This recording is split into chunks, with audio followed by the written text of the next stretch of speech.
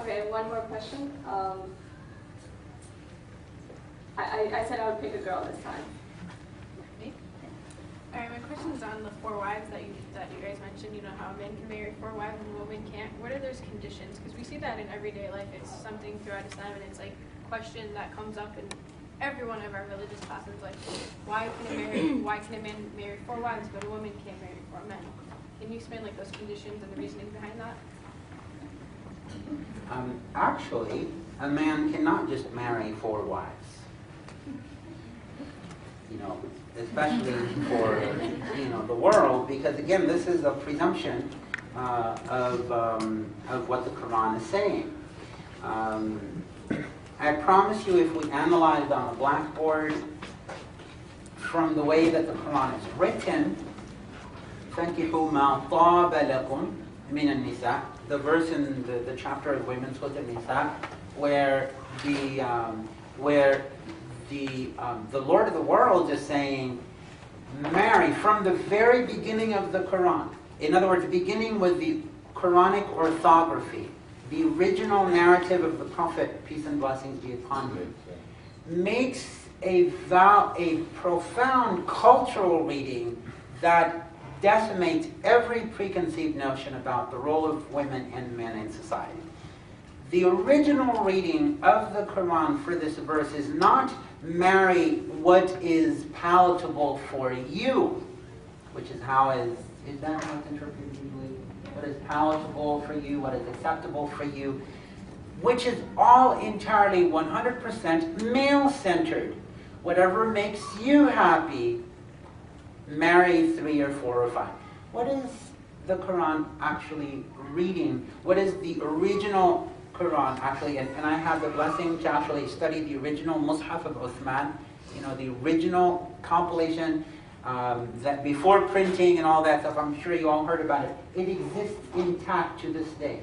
The leaves that were written by the companions and compiled exists intact in their entirety.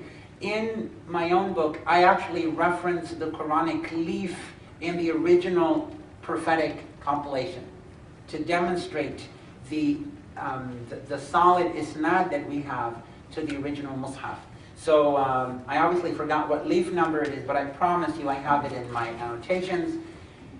The original Quranic reading of the Prophet, peace and blessings be upon him, had not what is palatable for you, but what is made palatable for you, meaning the introduction of a culturally palatable construct for this question. Do you see that point before we go on? Not what is palatable for you as men, what is made palatable.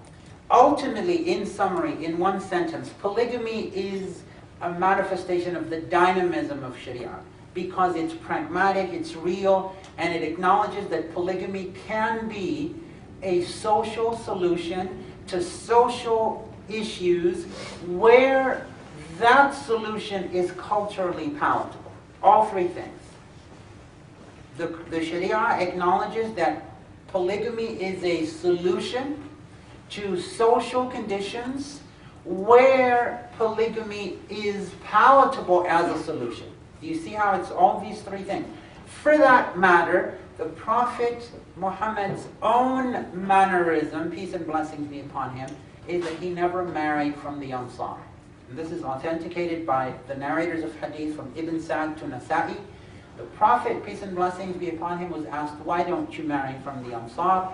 And the Prophet said, and gentlemen, remember this well, the Prophet said, their people find it loathsome.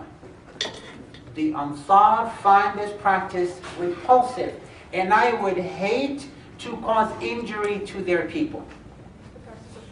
Yes, the Ansar considered polygamy repulsive and unacceptable.